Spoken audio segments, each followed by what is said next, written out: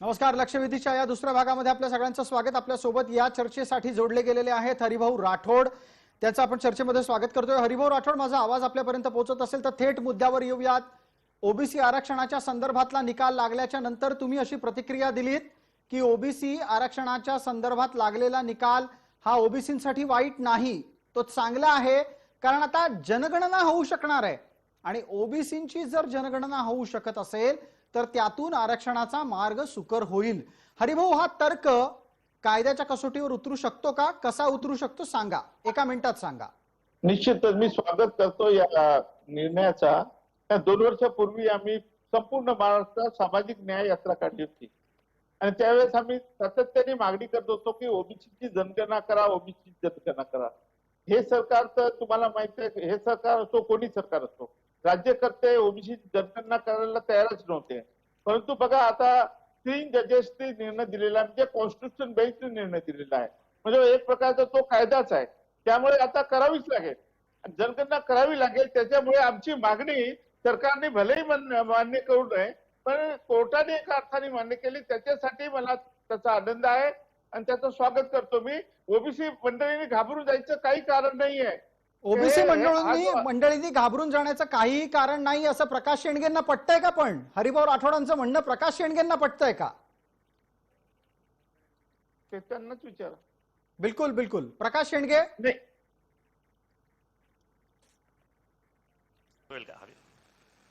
जी बोला प्रकाश जी. हरिभाऊ काय म्हणाले मी ऐकलं नाही, माझा आवाज हे केला होता, त्यामुळे हरिभाऊ काय म्हणाले हे आपण जर सांगितलं तर मला बरं होईल. हरिभाऊ आपणच सांगा. प्रकाश शेंडगेंना आपला आवाज पोहोचतोय. काय बोलले ते मी ऐकलं नाही. बरं अण्णा, हा मी हे बोललो की 2 वर्षापूर्वी आम्ही सामाजिक न्याय यात्रा काढून ओबीसीची जनगणना करा ही आपली मागणी होतीच. ही मागणी शासनाने जरी मंजूर केली नसली तरी सर्वोच्च न्यायालयाच्या 3 जजनी घटनापीठांनी ती मागणी मंजूर केली आणि आदेश दिले की राज्य सरकारने उचित आयोग नेमून जनगणना करावी. म्हणून या निर्णयाचं मी स्वागत करतो. मला आनंद झालाय. ओबीसी लोकांनी घाबरून जायचं काही कारण नाही. ठीक आहे, आता प्रकाश शेंडगेंची प्रतिक्रिया ऐकूयात. मला वाटतं कदाचित हे ऐकायला गेलेलं असेल पूर्णपणे त्यांना.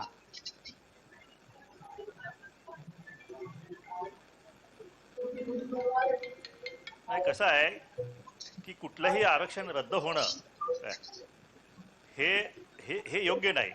म्हणून हे जे आरक्षण रद्द झालेलं आहे हे रद्द झाले फॅक्ट ऑन रेकॉर्ड आहे काय, आणि त्यामुळं याची जबाबदारी जी आहे ती याची जबाबदारी ही सरकारवर येते काय.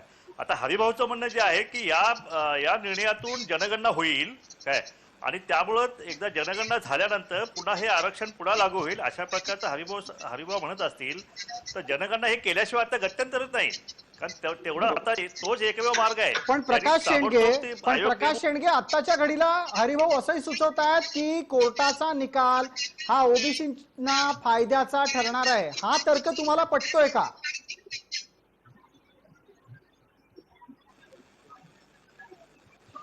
कधी फायद्याचा होईल? ज्यावेळी जनगणना होईल आणि पुन्हा हे ज्यावेळी आरक्षण ज्यावेळी पुनर्स्थापना होईल त्यावेळी तो निकाल आपल्या फायद्याचा होईल. आता तर आज रोजी तर हा निकाल तर आपल्या विरोधात गेलेलाच आहे. आज तर आरक्षण संपलेलं आहे. एक मिनिट, आपल्या मुद्द्याला हरिभाऊंचा प्रतिवाद ऐकायला येतोय. हरिभाऊ बोला आपण.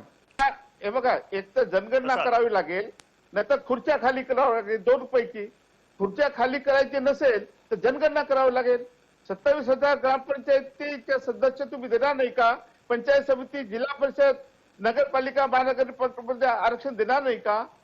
मग एक तर खुर्ची खाली करावं लागेल, 2 पैकी 1 करावं लागेल. या दोन्ही ओबीसी नेत्यांच्या मताला सर्वसाधारण कायद्याच्या चष्म्यातून पाहूयात आणि गुणरत्न सदावर्ते यांना विचारूयात की जनगणना झाली म्हणजे प्रपोर्शनेट जनगणनेच्या इतकं आरक्षण, हा तर्क ओबीसी आरक्षणाला लागू होऊन तसं स्थानिक स्वराज्य संस्थांमध्ये आरक्षण मिळेल का?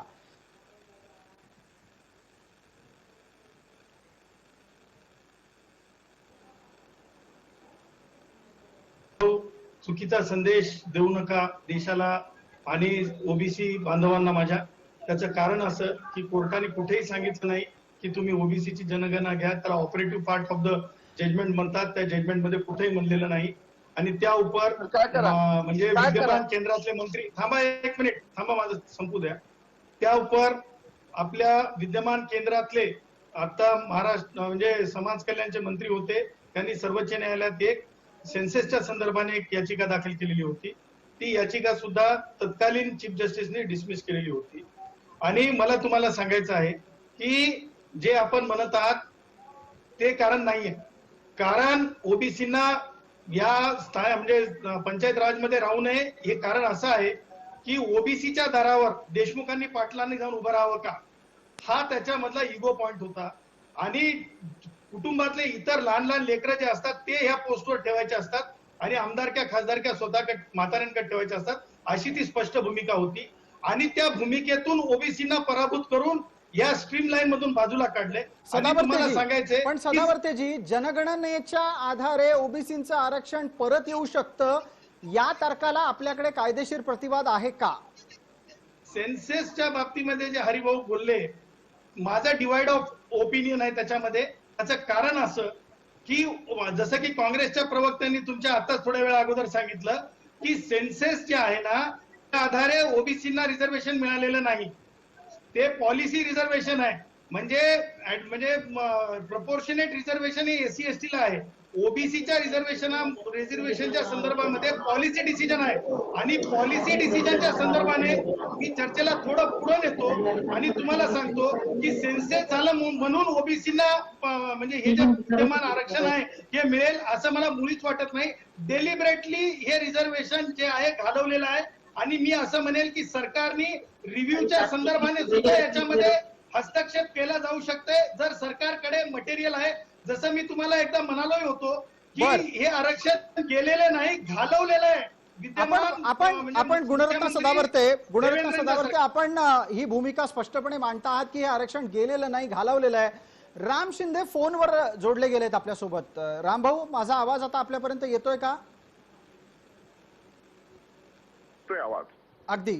रामभाऊ, माझा आपल्याला असा प्रश्न आहे की हे आरक्षण गेलं घालवलं हा चर्चेचा आणि राजकीय दृष्ट्या पुढे नेण्याचा एखादा मुद्दा असू शकतो, पण आजच्या घडीला जर आरक्षण गेलेलं आहे तर ते मिळवण्यासाठी काही केलं जाऊ शकतं की नाही होऊ शकत आता? नाही, प्रश्न असा आहे की ओबीसीच्या आरक्षणाच्या संदर्भामध्ये हरिभाऊ राठोड आणि जे सर्व मंडळी या आपल्या लक्षवेधीवर बोलतायत, खरं तर वास्तविक पाहता हे सोयीस्कररित्या ओबीसीच्या संदर्भामध्ये बोलणाऱ्यांनी असं बोलू नये. आरक्षण गेलं ही अतिशय मोठी दुर्दैवी गोष्ट आहे. आरक्षण जाता कामा नये. आणि म्हणून हे आरक्षण जे महाराष्ट्र सरकारच्या नाकर्तेपणामुळं महाराष्ट्र सरकारच्या वतीनं सुप्रीम कोर्टाच्या रिव्ह्यू पिटिशन मध्ये दाखल केलं नाही, घालवलेलं आहे. घालवलेलं रिझर्वेशन आहे, दैवानी गेलेलं नाही. संविधानिक न्यायालयाने नोंदवलेलं निरीक्षण आहे. माननीय न्यायमूर्ती खानविलकरांचं निरीक्षण आहे. निरीक्षणाला तुम्ही दैवासोबत जोडू नका. दैवानी आरक्षण येत नसतंय. दैवाचं नाही सर गुणवंतजी, मी जे सांगतोय तेच आरक्षण घालवलेलं आहे. आणि महाराष्ट्रातल्या ओबीसीचं आरक्षण घालवणाऱ्याला हे महाविकास आघाडीचं सरकार कारणीभूत आहे. आणि त्यामुळं हरिभाऊ राठोड हे सोयीस्कररित्या बोलतायत, ओबीसीच्या विरोधात बोलतायत. त्यांना असं बोलण्याचा अधिकार नाहीये. आणि म्हणून ओबीसीची जनगणना हा एक डिफरंट विषय आहे, आरक्षण घालवलं हा एक दुसरा विषय आहे. ओबीसीच्या जनगणनेविषयी जर आपण हे घातलं, तोंडी घातलं तर त्याचा काही उपयोग होणार नाही. प्राप्त परिस्थितीमध्ये ओबीसीच्या वरती अन्याय झाला, आरक्षण गेलेलं आहे आणि याला महाविकास आघाडी सरकार जबाबदार आहे, मुख्यमंत्री उद्धव ठाकरे जबाबदार आहे. राम शिंदेजी, हरिभाऊ आपला प्रतिवाद मांडतात. हरिभाऊ आपला मुद्दा मांडतात. शिंदे दोन गोष्टी तुम्ही कन्फ्युज करू नका. जे आरक्षण घालवलं ना ते फक्त 5 जिल्हा परिषद मधलं आहे. तुम्ही त्याचं इंटरप्रिटेशन चुकीचं करताय. माझे विद्वान, माझे भाचे, त्यांनी चुकीचं, ते फार विद्वान आहे. मती मारल्यासारखं बोलू नका. मती मारल्यासारखं बोलू नका. सर्वोच्च न्यायालयाचा आर्टिकल 142 खालचा निकाल आहे. 142 खालचा निकाल आहे. हरिभाऊ, मती गेल्यासारखं बोलू नका. त्याचा अर्थ महाराष्ट्राच्या लोकांना काही खोटी माहिती द्यायच्या कृपया भानगडीत पडू नका. मी पॅराग्राफ सांगतो. 142 खाली दिलेला निकाल आहे. हरिभाऊ, नाही आयोग कशाच्यासाठी नेमायचं आहे सांगा. नाही. आयोगाला काय सांगितलं एखाद्या आयोगाचं कसं एखाद्या माणसाने संपूर्ण आयुष्य संविधानाच्या हरिभाऊ एखाद्या त्यामुळे विधान परिषदेपर्यंत तुमची मागणी योग्य आहे, परंतु खोटी माहिती देऊ नका. सदावर्तेजी एक मिनिट, आयोग कशाला बसवायचे सांगा, उत्तर द्या. हरिभाऊ तुम्ही विषयाला भटकू नका. सर्वोच्च न्यायालयाचे आरक्षण केलं त्याच्यावर चर्चा करा तुम्ही. आयोग कशासाठी बसवायचा याचं उत्तर द्या मला. आयोगाची परिभाषा माझ्याकडून लोकांना सांगण्याऐवजी तुम्ही हे हे बाबा, सांगा की नाही हिंसेचा वेगळा विषय ऐका, गुणरत्न सदावर्ते आणि हरिभाऊ राठोड, गुणरत्न सदावर्ते आणि हरिभाऊ राठोड दोघांनीही शांत व्हा. मला राम शिंदेकडे हा मुद्दा न्यायचा आहे. राम शिंदेजी, आता हरिभाऊ असं सांगतायत की फक्त 5च ठिकाणचं आरक्षण गेलं, बाकीचं आरक्षण गेलं नाही, आरक्षण इतर ठिकाणचं आहे, जनगणनेनं मिळू शकतं. ही हरिभाऊंची भूमिका समाजात तुम्हाला पटणारी वाटते? अजिबात पटणारी नाहीये. 5 जिल्हे देखील महाराष्ट्राचाच भाग आहेत आणि आज 5 जिल्ह्यात झाले, उद्या संपूर्ण 36 जिल्ह्यामध्ये ही कारवाई होणार आहे. आणि त्यामुळं हे ओबीसीचं आरक्षण यांनी घालवलेलं आहे आणि हे याच्यामध्ये आता याला कोणीही माफ करणार नाही. हरिभाऊ राठोड साहेब, या संदर्भामध्ये तुम्ही जे बोलता आहे ते एका तोंडी 2 वाक्य हे तुमच्यासारख्या वरिष्ठ व्यक्तिमत्वाला सोबत नाही. विकास गवळींनी आमच्या केस राज्यात केली, आणि तुमच्या तुमच्या राज्यात राज्यात केलेली काही आहे. नाही. ओबीसींच्या वरती अन्याय करण्याचं काम महाविकास आघाडी सरकारने केलेलं आहे आणि ते तुम्हाला आता मान्य करावं लागेल. घटनेने दिलेला अधिकार तुम्ही छिनलेला आहे आणि त्यामुळं तुम्हाला जनतेमध्ये आता बोलायला तोंड नाही. हरिभाऊ राठोड याचं उत्तर आहे का आपल्याकडे? हरिभाऊ राठोड आपल्याकडे याचं उत्तर आहे का? राम शिंदेनी केलेल्या मुद्द्याचा प्रतिवाद आहे का? अन्यथा गुणरत्न सदावर्तेंनाही मुद्दा आपल्याला मांडायला द्यायचा आहे. हरिभाऊ आधी बोला, आधी हरिभाऊ बोलणार आहेत. विकास गवळीची केस 16, 17, 18, 19 ची आहे. कोणाचं राज्य होतं? बीजेपीचं राज्य होतं आणि त्यांच्या काळात ती केस चाललेली आहे. विषय बदलू नका, विषयावरती या. आताच्या निकालावरती बोला. आता जो 5 जिल्ह्यामध्ये अन्याय झालाय ओबीसीच्या वरती, तो उद्या त्याला 36 जिल्ह्यामध्ये होणार आहे आणि त्यामुळे यासाठी महाविकास आघाडी सरकार जबाबदार आहे. जनगणनेने हा प्रश्न सुटणार नाही. जनगणनेने जो पार्लमेंटमध्ये घटनेमध्ये एससी आणि एसटीला आरक्षण आहे, आमदार खासदारला ओबीसीचं आरक्षण नाही आणि त्यामुळं जनगणना हा विषय वेगळा आहे. आरक्षण घालवलेलं आहे आणि हे महाविकास. शिंदेजी एकच मिनिट, हरिभाऊ थांबा जरा, हरिभाऊ थांबा. शिंदेजी, हरिभाऊ राठोड जर समजा 5च जिल्ह्यांपुरता हा विषय प्रभावित आहे असं सांगतायत, तर तो तर्क त्यांनी कुठून शोधून काढला असेल? तेच तर म्हणतोय मी. सुप्रीम कोर्ट ज्यावेळेस एखादा निकाल देतं त्यावेळेस तो निकाल कायद्यात रूपांतर होऊन संपूर्ण देशाला लागू होतो. माननीय हरिभाऊ राठोड साहेब, हे आपण जाणून घेण्याची आवश्यकता आहे.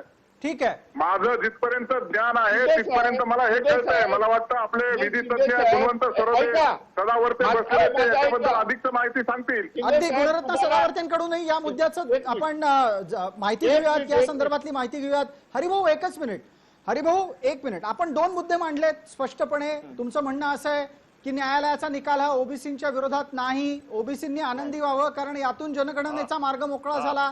आपण असंही म्हणालात की फक्त आणि फक्त 5 जिल्ह्यांच्या साठीच हा निकाल परिणाम करणार आहे.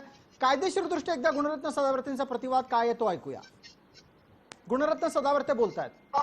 प्रसादजी, महाराष्ट्राला, देशाला परत आणि ओबीसी बांधवांना सांगत आहे की 19 जानेवारी 2021 रोजी कोणतं सरकार अस्तित्वात होतं तर विद्यमान या 3 पक्षांचं सरकार अस्तित्वात आहे आणि त्या अनुषंगानं या निकालाला पुढे गेलेलं आहे माननीय सर्वोच्च न्यायालय.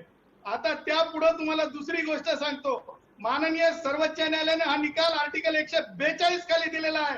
त्यामुळे हरिभाऊ की हे बघा, म्हणजे माझा अंध बांधव तळतंय आणि पशु म्हणजे लाडकं कुत्र पीठ खातंय असं आता राहिलेलं नाही. जे दिसतंय ते लोकांना कळतंय, लोक बोलतात. त्यामुळं हे रिझर्वेशनचं राजकारण जे आहे, मराठा हेवी पॉलिटिक्स आहे, ओबीसी किलर पॉलिटिक्स आहे आणि त्यामुळं हे 4 जिल्हे 5 जिल्ह्यापुरतं नाही, तर ज्यावेळेस माननीय सर्वोच्च न्यायालय 142 खाली निकाल देत आहे तेव्हा आर्टिकल 141 आणि आर्टिकल 144 नुसार तो निकाल कायदा म्हणून लागू होतो. ठीक आहे, हा मुद्दा उपस्थित उपस्थित झाला आहे, हा मुद्दा उपस्थित झाला. एकदा प्रकाश शेंडगेंचंही मत जाणून घेऊ. हरिभाऊंच्या मुद्द्याला ते कितपत सहमती दर्शवतायत. प्रकाश शेंडगेजी, हरिभाऊंचे मुद्दे आपल्यापर्यंत पोहोचले असतीलच. हरिभाऊ सांगतायत इतकं काही दुःखी होण्याची गरज नाही, 5 जिल्ह्यांपुरताच विषय आहे. पण 5 जिल्ह्यांपुरता विषय असताना मग ओबीसीचे नेते इतके मोठ्या प्रमाणात क्रोधित का झाले आहेत, बाधित का झाले आहेत? प्रकाश शेंडगे.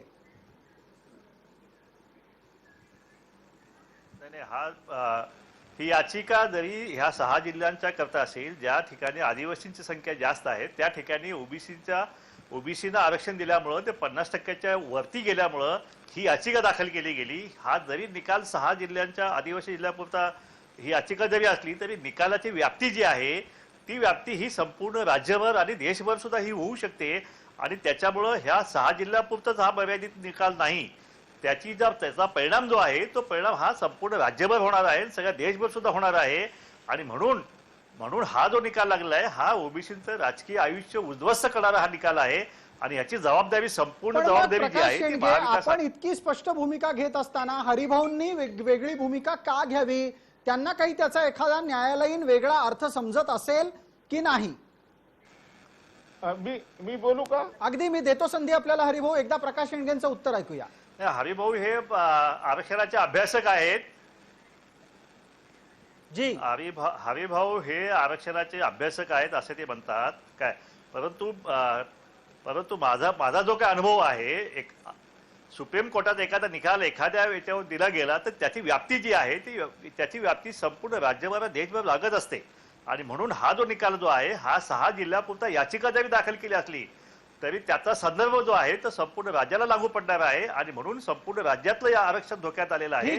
आणि म्हणून आमची खतखत जास्त आहे. 5-6 जिल्ह्यापुरता हरिभाऊ आपल्या मुद्द्याला उत्तर देतील. हरिभाऊ, हे बघा, हे माझ्या जिल्ह्यातली केस आहे.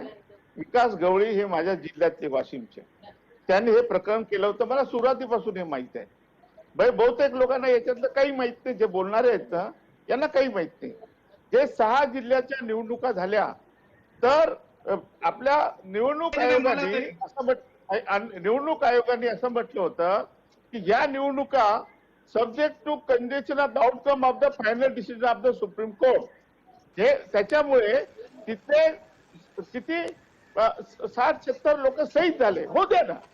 ते 60-70 लोक शहीद झाले, ते घरी बसले. आमचा एक जिल्हा परिषद हरिभाऊ पटकन मुद्द्यावर या. आपण कोणत्या तर्काच्या आधारे असं सांगताय की हा निकाल महाराष्ट्राला लागूच होणार नाही? म्हणून या निकालामुळे महाराष्ट्रातल्या तमाम लाखो लोक, ग्रामपंचायत, जिल्हा परिषद, पंचायत समिती यांना अबाधित राहणार आहे. पण मेन जनगणना होणार आहे हे महत्वाचं आहे. आणि जनगणना नाही झाली तर सरकारला खुर्ची खाली करावं लागलाय. 2 गोष्टी आहेत. ठीक आहे, तुमच्या मुद्द्यावर एकदा बबनराव तायवाडेंची प्रतिक्रिया घेऊयात आणि राम शिंदे यांच्याशी पण बोलूयात आपण पटकन. आधी बबनराव तायवाडे नागपूरहून आपल्या सोबत आहेत, ते बोलणार आहेत. काँग्रेसचे विदर्भातला महत्वाच्या मुद्द्यांवर प्रकर्षानं ओबीसी प्रश्नांवर बोलणारे बबनराव तायवाडे आपल्या सोबत आहेत. बबनराव, बोला. मी हरिभाऊ राठोड साहेबांच्या मताशी बिलकुल सहमत नाही आहे. ते ओबीसी समाजाची दिशाभूल करतायत. सुप्रीम कोर्टाचा जो निर्णय आलेला आहे तो आता 5 जिल्ह्यापुरता मर्यादित नाही तर संपूर्ण राज्य आणि देशाकरता तो लागू होणार आहे. आणि म्हणून मी मगाशी आपलं जसं लक्ष वेधलं होतं की जो मूळ मुद्दा आहे त्याच्यावरती कोणी चर्चाच करत नाही की सर्वोच्च न्यायालयाने काय म्हटलं आहे. सर्वोच्च न्यायालयाने ओबीसीचं आरक्षण नाकारलेलं नाही आहे. त्यांचं म्हणणं आहे की हे आरक्षण SC ST ओबीसीचं 50% जास्त जाता कामा नये. SC आणि ST ला लोकसंख्येच्या प्रमाणात आहे. उर्वरित किती आरक्षण ओबीसीला द्यायचं हे राज्य सरकारने एक कमिशन बसवून त्याचं सर्वेक्षण करून म्हणजेच ओबीसीची जनगणना करून तो आकडेवारी आमच्या पुढे ठेवावी आणि आमच्याकडनं तसं क्लेरिफिकेशन घ्यावं. या मुद्द्यावर कोणी बोलत नाही. जे सरकारला सांगायचं आहे काय. आणि हे हा एक तर राज्य सरकारने एक कमिशन बसवून 1 महिन्याच्या आत जनगणना करावी आणि आकडेवारी सर्वोच्च न्यायालयात द्यावी, हा एक पर्याय. दुसरा पर्याय त्याचबरोबर केंद्र सरकारने जो ओरिजिनल पंचायत राज कायदा आहे त्याच्यामध्ये बदल करून SC ST ला लोकसंख्येप्रमाणे आहे आणि त्याच्यासोबत ओबीसीला 27% आरक्षण राहील असा जर कायदा केला, जसा EWS आरक्षणाचा कायदा केला तसाच बदल या कायद्यामध्ये जर केला तर संपूर्ण देशामध्ये ओबीसीला 27% आरक्षण मिळू शकते. राम शिंदे, आणि म्हणून राज्य राम आणि केंद्र शिंदेसाठी हा दोन्ही मुद्दा सरकारची महत्वाचा आहे की अशा जबाबदारी आहे. पद्धतीनं हालचाली होऊ शकतात का? रामभाऊ बोला. हा. नाही नाही, प्रश्न असा आहे की तो ओबीसीच्या वरती अन्याय हा झालेलाच आहे. सध्या जे लोक ओबीसीच्या चिन्हावरती निवडून आले त्यांचं आरक्षणाच्या सुप्रीम कोर्टाच्या आदेशाने त्यांची पदं गेलेली आहेत. त्यामुळं गुणवंत सदावर्ते साहेबांनी जे सांगितलं आर्टिकल 142 आणि आर्टिकल 144 अन्वये एखादा सुप्रीम कोर्टाने न्याय दिल्याच्या नंतर त्याचं कायद्यात रूपांतर होतं आणि राज्याला आणि देशाला तो कायदा म्हणून लागू होतो. मग अशा परिस्थितीमध्ये जनगणना हा विषय एक वेगळा आहे आणि आरक्षणाचं आता सुप्रीम कोर्टामध्ये केस जे दाखल झाली तो विषय वेगळा आहे. अशा प्राप्त परिस्थितीमध्ये नाही, पण जे आता रामभाऊ याच्यातला एक मुद्दा असा उपस्थित झाला आता थोड्या वेळापूर्वी भमनराव तायवाडे यांच्याकडून की देश पातळीवर 27% ओबीसीचं आरक्षण टिकवायचं असेल तर केंद्राकडून पुढाकार घेतला जाऊ शकतो. राज्याची जबाबदारी आधी येईल का केंद्राची जबाबदारी आधी येईल? नाही, राज्याची जबाबदारी आता नाही. राज्याला तर निर्देशित केलं, राज्याने हलगर्जीपणा केला. वेळेत पिटिशनला जे काही त्याचं रिव्ह्यू पिटिशनला दाखल करायचं ते केलं नाही आणि त्याचा आता हे सगळं ओबीसी समाज महाराष्ट्रातलं ते भोगणार आहे. आणि त्यामुळे निश्चित स्वरूपामध्ये सुप्रीम कोर्टाने जे डायरेक्शन दिलेले आहेत की आता एससी एसटी प्रमाणे जर आपल्याला ओबीसीला जर आरक्षण द्यायचं असेल तर ते आता केंद्र सरकारने त्यानुसार ठरवावं. ठीक आहे, या एक तांत्रिक मुद्द्यावर आपण गुणरत्न सदावर्ते यांच्याकडून कायदेशीर मुद्दा समजून घेऊयात. गुणरत्न सदावर्ते, या 27% विषय आलाय आता आणि ओबीसीला न्याय देईल. बरं, एकदा गुणरत्न सदावर्ते काय म्हणतात आहे का? हरिभाऊ तुम्हाला संधी देतो आपल्याला. एकदा गुणरत्न सदावर्तेंचं ऐकूया. मला तुम्हाला सांगायचंय की अशा लाथाळ्या एक दुसऱ्यामध्ये येतात आणि त्याचाच फायदा प्रस्थापित मराठा पुढारपण जे आहे ते घेत आहे. हे आता तरी सामंजस्यानं समजून घेतलं पाहिजे. एखादी विधान परिषद नाही मिळाली तर तिच्यावर पाणी सोडलं पाहिजे, परंतु नाहक हट्ट करू नये असं मी सर्वच नेत्यांना म्हणतो. त्यापुढे मला जाऊन सांगायचंय की एक मुद्दा जो आता उपस्थित करण्यात आला की केंद्र सरकारने कायदा करावा. अहो, आर्टिकल 243D आणि आर्टिकल 243T, आपण संविधानिक साक्षर झालेली माणसं आहोत, जरी डॉक्टरेट नसलो तरी. लक्षात घ्या, अनेबलिंग प्रोव्हिजन आहे. Enabling provision is not a fundamental right आणि त्यामुळं राज्य सरकारची ती जिम्मेदारी आहे. होतंय काय महत्वाचं तुम्हाला सांगतो की जसं आता प्रकाश आंबेडकरांना जाऊन खासदार संभाजी भेटले, त्यांनी एकीकडे मराठा आरक्षणाच्या आग्रहासाठी तुमचा वापर करतात, परंतु पदोन्नती आरक्षणाच्या बाबतीत त्यांची संघटना मराठा क्रांती मोर्चा म्हणते की पदोन्नती आरक्षण दिलं तर रस्त्यावर उतरू.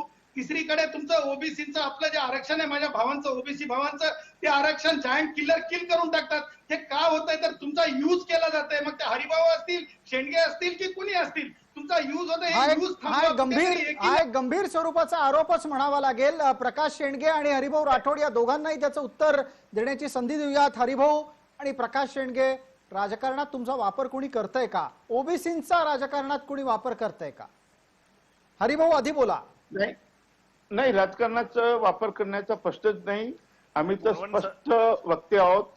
जे काही घडलं ते सांगतो. याच्यात माझं तुम्ही लिहून ठेवा.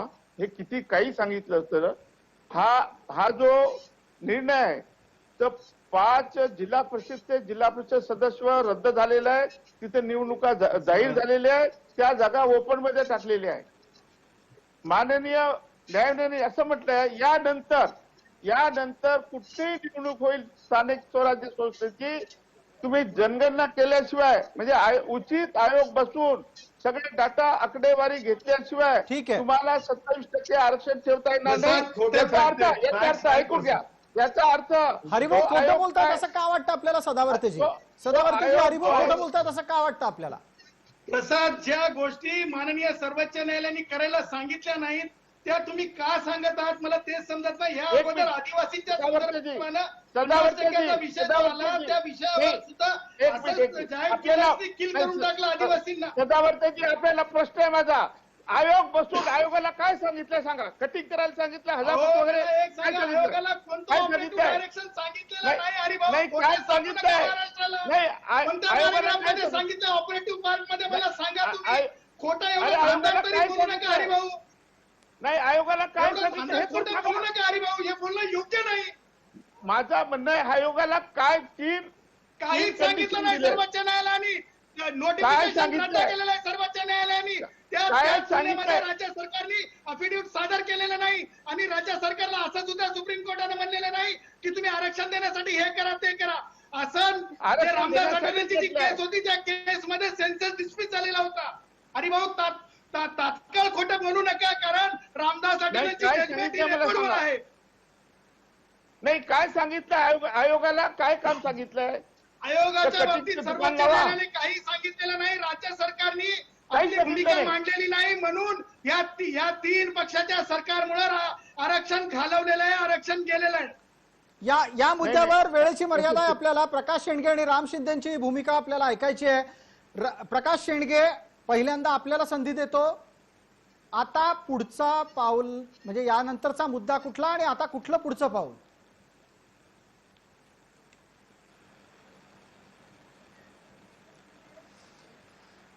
नाही, आता एकतर हे गेलेलं आरक्षण हे परत मिळवण्याची प्राथमिक जबाबदारी ही आता राज्य सरकारची आहे. तायवाड यांनी सांगितलेला मुद्दा तोही बरोबर आहे की केंद्र सरकारने हे घटनादुरुस्ती करून एकदाचा हा देशभर ही घटनादुरुस्ती केल्यानंतर हा जो ग्रामपंचायत ऍक्ट जो आहे तो ऍक्ट मध्ये एकदा दुरुस्ती केल्यानंतर हा प्रश्न जो आहे तो देशव्यापी सुटणार आहे. पण आता सध्या तर ही जबाबदारी जी आहे ती राज्य सरकारची आहे आणि राज्य सरकारने या बाबतीत जे काय निर्देश सुप्रीम कोर्टाने दिलेले आहेत त्याची अंमलबजावणी करण्याची जबाबदारी ही राज्य सरकारची आहे. ती त्यांनी ताबडतोब करावी. आणि जर ती नाही केली तर मात्र ओबीसीच्या रोषाला एकदा मराठा आंदोलन, मराठ्यांचे मोर्चे, दुसरीकडे ओबीसीचे मोर्चे, उभा महाराष्ट्र पेटलेला या महाराष्ट्र कधी पाहिला नसेल असा पेटलेला महाराष्ट्र हे सरकार पाहिजे. राम शिंदे, आपली प्रतिक्रिया. या सगळ्या प्राप्त परिस्थितीमध्ये महाविकास आघाडी सरकार जे अविश्वासानं या महाराष्ट्रामध्ये स्थापन झालेलं आहे, गेल्या काही घटनावरून असं दिसून येतंय की महाराष्ट्रातल्या जनतेमध्ये मोठ्या प्रमाणामध्ये अविश्वासाचं वातावरण आहे, फसवल्याची भावना निर्माण झाली आहे. मराठा आरक्षणाचा काय कार्यक्रम केला, ओबीसी आरक्षण सुप्रीम कोर्टामध्ये केस आणलं, पदोन्नतीच्या संदर्भामध्ये अन्याय आणि अत्याचार सुरू आहे आणि त्यामुळे हे सरकार नेमकं आहे कुणाचं, कोणासाठी काम करतंय आणि कशा पद्धतीनं अन्याय करतंय असं एकानंतर एक मालिका सुरू आहे. ठीक. परंतु ह्या कोरोना महामारीच्या कारणामुळे 144 कलम असल्यामुळे लोक शांत आहेत. परंतु याचा अर्थ लोकांचा तुम्ही गृहीत धरू नका. येणाऱ्या कालखंडामध्ये मोठ्या प्रमाणामध्ये या रोषाला सामोरं जावं लागेल या सरकारला, कारण हा ओबीसी वरती कधी नव्हे ते विनाकारण अन्याय झाल्याची भावना संपूर्ण महाराष्ट्रामध्ये निर्माण झाली आहे. ठीक आहे, बबनराव तायवाडे, भारतीय 31 सेकंद सरकारी प्रतिनिधी म्हणजे सरकारच्या कडून असलेले प्रतिनिधी या नात्यानं सांगा, तुम्हाला स्वतःला तरी पटतं का की जे सरकार काँग्रेसमुळे अस्तित्वात आलं त्याच सरकारमध्ये ओबीसींवर अन्याय व्हावा? नाही, होऊच नाही. आम्ही तर म्हणतो की या सरकारकडूनच ओबीसीवर अन्याय होऊन राहिलेला आहे आणि तो अन्याय सरकारने लवकरात लवकर दूर करावा ही अपेक्षा ओबीसीची नव्हती की असा अन्याय आमच्यावरती होईल काय. आणि म्हणून तो या सरकारने मी ज्या सूचना केलेल्या आहेत त्या सूचनांची अंमलबजावणी करून ओबीसी समाजावरती होणारा अन्याय या सरकारने दूर करावा. ठीक आहे, अन्यथा वेळेची ओबीसी मर्यादा समाजाला आपल्याला दुसरा काहीतरी विचार करावा लागेल. जी, वेळेची मर्यादा आहे. बबनराव तायवाडे, आपण इतर सर्व मान्यवरांसह आपल्यालाही धन्यवाद देतो या चर्चेमध्ये सहभागी झाल्याच्या बद्दल. लक्षवेधीमध्ये तूर्तास इतकंच. सर्व प्रेक्षकांना जय महाराष्ट्र.